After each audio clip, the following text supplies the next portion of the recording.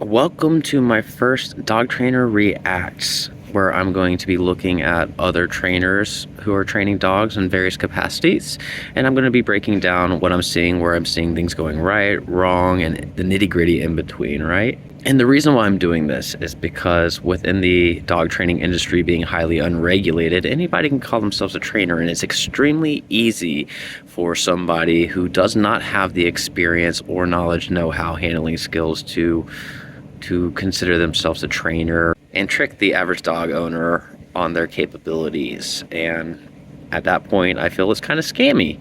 So let's go ahead and dive into it. This trainer is a supposed 30+ year experienced professional trainer who has trained everything from scent detection dogs, military dogs, police canine dogs, as well as worked within behavior modification for high levels of reactivity, aggression, anxiety, fear, things like that, obedience training, and so on. And they run their own business.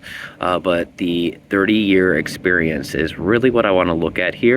And we're going to break it all down, and I'm going to show you exactly why when somebody says I'm this many years experience, that does not equate to education and skill and hours actually put into gaining the experience. So let's get into it. Come on, come on, come on, come on. Good boy, good boy, good boy, good boy. Here we go. And we're going to sit. Sit. Good boy.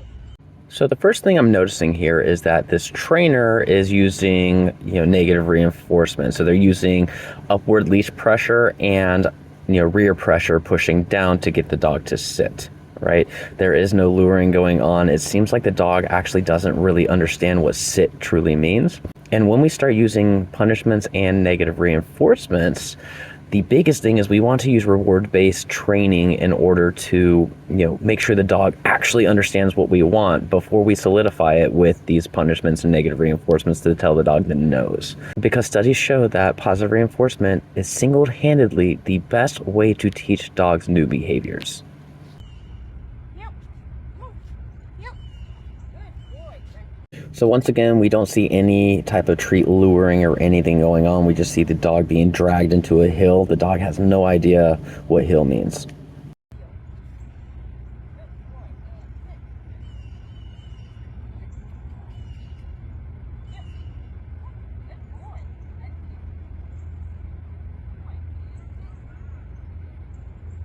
We have more pressure on the back. You can actually see here where the dog is learning oppositional reflex a bit by trying to push against the pressure before it finally gives in. Again, negative reinforcement. The dog doesn't like the pressure and learns to turn it off. However, the dog isn't being trained on what sit actually means with reward-based methods before we solidify it this way.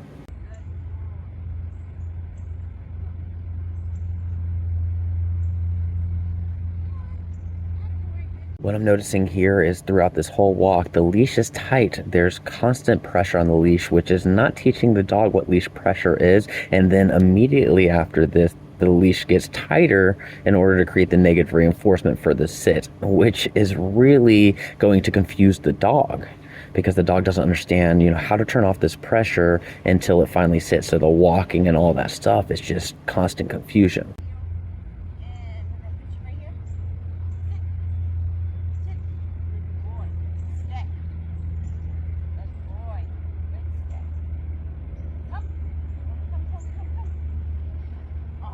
So this recall is very poorly done. So there is no capability of the dog making a decision. The dog is told here or come here, and then immediately pressure is being pulled towards the handler here or the trainer. And then immediately after that, the dog is being forced into a sit with that pressure, the hand pressure again, right?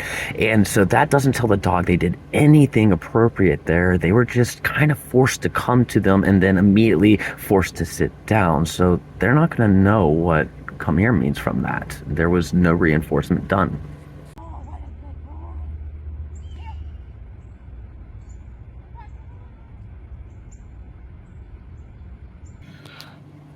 I don't know. I don't know what they're trying to do here. Like, that turn to a heel is just god awful. I know. Okay, so the dog's just being dragged to the position and then forced to sit down once again, and then good boys or whatever, right? There is no luring to a good proper turn. This is not 30 years of training skill set. It's just not. Oh, Bravo! Bravo!